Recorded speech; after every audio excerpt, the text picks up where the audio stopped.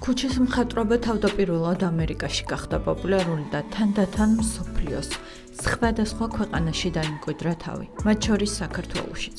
ხელოვნების ამ არც ისე პოპულარულ მიმდევრობას თავის დროზე ხულიგნობა და ცვლიდნენ და ბევრისთვის ვანდალიზმადაც აღიქმებოდა. თუმცა თანდათან ყველაფერმა ფერიცა და დამოკიდებულებაც იცვალა. დღეს საქართველოს სხვადასხვა ქალაქში უამრავ ლამაზ ნამუშევარს შეხვდებით, რაც ამ ქალაქებს განსაკუთრებულ ელფერს აძლევს და ახალისებს. სწორედ ასე დაიწყო იოსებ ჯორბენაძის ისტორიაც. წლების წინ, როცა ჯერ ისევ პატარა ბიჭი იყო მშობლიურ ქალაქში, საკუთარი სულის ამოძახილის კედელზე გადმოტანა განიზრახა. ეს ყველაფერი არის შემთხვევითი და შეუქცევადი პროცესი, რაღაცნაირად ურთიერთობას გავს, როდესაც შენ არ იცი, როდის იწყება, როდის გრძელდება და როდის სრულდება, ესეთი ქაოტურია ეს ყველაფერი და მაინც ის თავის კვალს ტოვებს და მხოლოდ ამით შეგიძლია შეაჯამო თუ როდის გააკეთე რაღაც კარგი, რაღაც ახალი და როდის გადადგე ახალი ნაბიჯი. შესაბამისად, თუ street arts მივყვებით და შევხედავთ street art-ის კუთხით ამ ყველაფერს, ძალიან მარტივად შეიძლება რომ წლების განმავლობაში დააჯამო თუ რა დროს, რა აზრით ვუყურებდი ამ ყველაფერს, რა განცდები მქონდა, როგორ აღვიქვამდი ქალაქს და რა დამოკიდებულებას გრძნობდი ასევე ქალაქისგან. დღემდე ვაგრძელებ ჩემი შინაგანი სამყაროს გამოხატვას და გარეთ გამოტანას, უბრალოდ ნელ-ნელა უფრო იზრდები და სწავლობ როგორია, როდესაც შენს ნამდვილ შიშველს და გულწრფელს და გაუფილტრავს დებ გარეთ საჯაროდ და ამას ეხება აბსოლუტურად ყველა გამოვლენის თვალი. შეიძლება ისინი ვიცნობდნენ, შეიძლება საერთოდ წარმოდგენა არ ქონდეთ, მაგრამ შენ აბსოლუტურად ყველა მზერას შენი ნახატის მიმართულებით გრძნობ როგორც მზერას საკუთარ თვალებში და საკუთარ სულში. შესაბამისად, შეუძლებელია მე ვთქვა უარი რომ ან უარყო ის რომ ეს არის ჩემი ემოციები, რომლებიც მე გადმოვეცი და გამოვხატე. მაშინ არაერთგვაროვანი რეაქციები მოჰყვა თინეიჯერი ბიჭის განწყობების ასე ხმამაღლა, საჯაროდ კედელზე გარდასახვას. თუმცა თანდათან ფერებიც დახვეწა, ტექნიკაც. ასაკმად სულიერი სიმშვიდის ფაზაში გადაიყვანა და ბათუმელებისთვის მისი ნამუშევრები ნამდვილ შემოქმედებად იქცა, რომლის გარეშეც დღეს ბათუმი აღარავის წარმოუდგენია. თუ ერთხელ მაინც გაგივლია ბათუმის ქუჩებში, არ შეიძლება არ მოგხვედროდა თვალში. განსაკუთრებული, ფერადი და თან ცოტა სევდიანი კედლის მხატვრობა, რომელთაგან ყველას იოსების განსაკუთრებულობა ეტყობა. 25 წლის იოსებს ბათუმში ყველა იცნობს. ყველას უყვარს და ვისაც არ უნდა ჰკითხო ქუჩის მხატვარი ბიჭის ამბავი, აუცილებლად სიყვარულით გეტყვის, რომ იოსები ნამდვილი ხელოვანი და თანამედროვე ბათუმის ერთ-ერთი მახასიათებელია.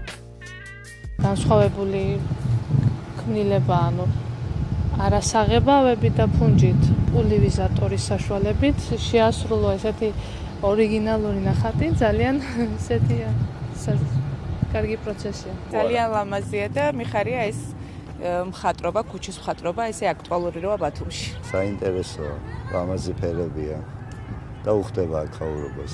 ბევრი ფოტოები გადაგვიგია. ძალიან ლამაზებია. მე თვითონაც მხატვარი ვარ, ამიტომაც ძალიან მოვწონს მსგავსი შემოქმედებით. მართლა ძალიან კაია, ძალიან კრეატიულია ყველაფერი და რა ვიცი, რაც უფრო მეტი იქნება ასეთი კრეატიულობა, მით უკეთესი მე მგონი. საზიამოვნოა. ახალი ცხოვრებას. ფერადი რაღაცები. ამ ნახატებიდან გამომდინარე ჟოზეფი კულ. მომწონს, იმიტომ რომ ჩემი აზრით ბათუმს ძალიან უხდება და ბათუმი ერთ-ერთი გამოჩვეული ქალაქია ნახატებთან დაკავშირებით. იმიტომ რომ აბსოლუტურად ყველა ქუჩაში, სადაც დავდივარ ხოლმე, არის ესეთი შემოქმედებები გაკეთებული და ძალიან უხდება, განსაკუთრებით ზაფხულში და მზიანავეჭში. როგორც ყველა მხატვარს ალბათ მასაც თავისი ნამუშევრები შვილივით უყვარს და ყველას შექმნის ისტორია ახსოვს. ბათუმის დელფინარიუმის კედელზე დახატულ ზღვის ბინადრებსა და წყლის სამყაროს ალბათ რთულია გვერდი აუარო. მის ნამუშევრებში ყურადღებას ყველაზე მეტად თვალები იპყრობს, რომელიც ყველა მის გმირს რაღაცნაირად სევდიანი და განსაკუთრებული აქვს. პულივიზატორით შესრულებულ ნახატებს განსაკუთრებული დატვირთვა აქვს თავად ავტორისთვისაც. თulis რომ კედელზე შესრულებულ მხატვრობას მაშინ აქვს ყველაზე დიდი ეფექტი, როცა მაყურებელი მას მოულოდნელად ხედავს და ამიტომაც ცდილობს ორი ხელით სწრაფად იმუშაოს. არც ისე დიდი ხნის წინ ამ კედელთან რაღაცებს პროცესში ვფიქრობდი, ჯგუფთან ერთად ვმუშაობდი, რა თქმა უნდა წინასწარი დიზაინიც მუშავდება და მინდა აღვნიშნო, რომ შეიძლება ერთ პანოს, ერთ შემოქმედებით ნამუშევარს სჭირდებოდეს თავისი ტექნიკიდან და სირთულიდან გამომდინარე რამდენიმე კვირაც, მაგრამ მე არალეგალურმა მხატვრობამ დასაწყისში მიმაჩვია იმას, რომ მხატო ორი ხელით, სამი თვალით და ორი თავით, შესაბამისად ორჯერ უფრო ნაკლები დრო საჭირო იმისთვის, რომ კარგად დაორგანიზდეს, კარგად შესრულდეს და ნამუშევარი უცებ გაჩნდეს ქალაქში. იმიტომ რომ ჩემი ეს ერთგვარი პეცია იმ ბათუმური სტრიტ არტის, რასაც ქვია შეუჩვევლობა, მე ესე ვეძახი, იმიტომ რომ ეს არის ერთგვარი ფანდი, რომელსაც მე ვიყენებ, როცა ადამიანი მაგალითად სეირნობს აქედან მე მახსოვს ბევრი ადამიანი, რომელიც დილით ზღვაზე გადავიდა, საღამოთი უკან დაბრუნდა და უკვე ნამუშევარი დახვდა ძალიან სხვანაირ ფორმატში. სწორედ ეს იწვევს ემოციას. თუ ადამიანი მიაჩვიე და რაღაც დიდი პერიოდი იმუშავა, ეს მისთვის არ იქნება ის ჩაქუჩივით დარტყმა, რომელიც ასე ძალიან უხდება სტრიტ არტს. ბათუმი და ზღვა მისი მთავარი მუზაა.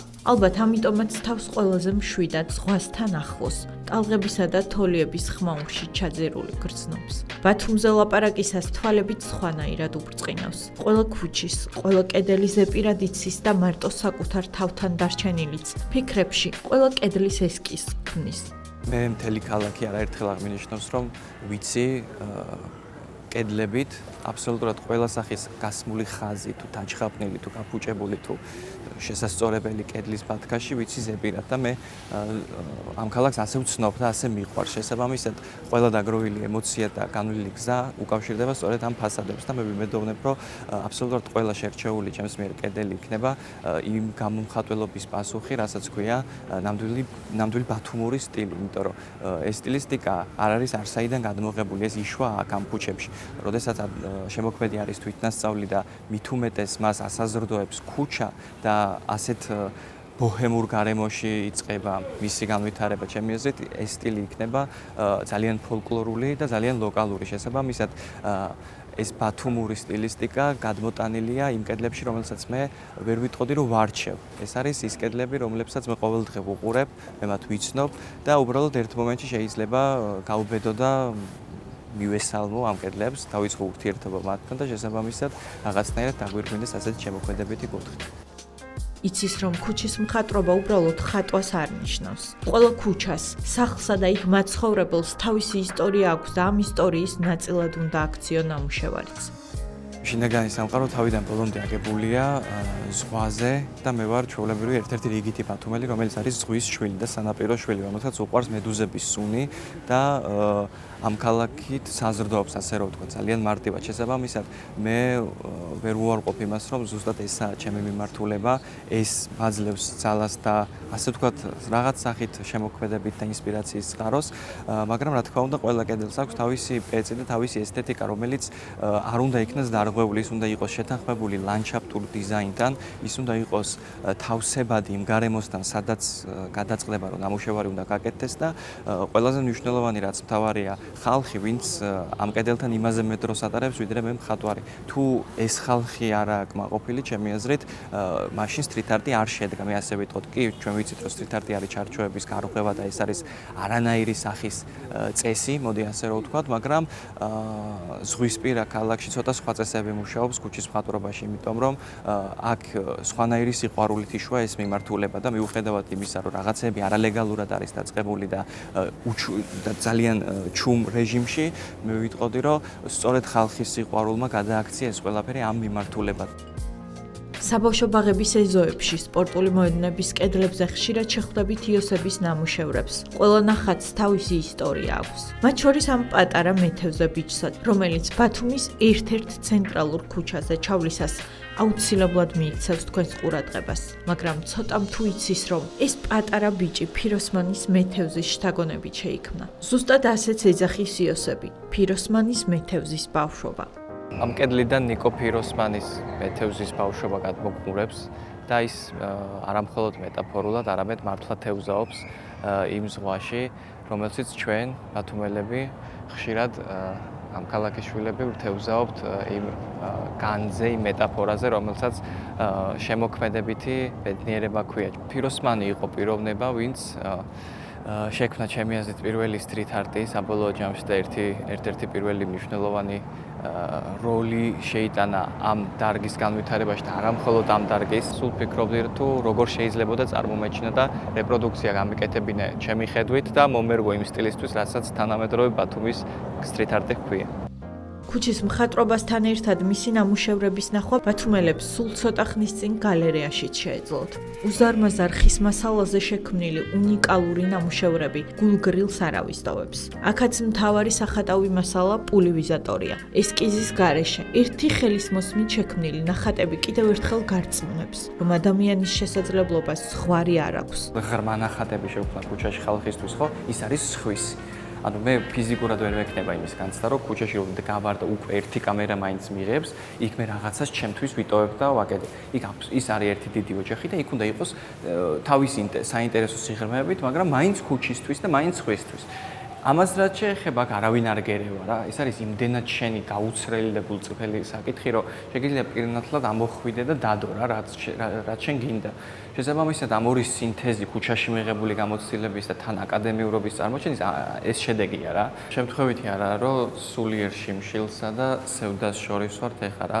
იმიტომ რომ ეს ორი ნახატიც აქ განთავსებული ნამუშევრების თავისი იდეით, თავისი ელემენტარული ჩარჩოსფერით თუ განთავსების ტექნიკით არის თავიდან ბოლომდე კონცეპტუალური და აწყობილი და არაფერი არ არის შემთხვევითი საბოლოო ჯამში.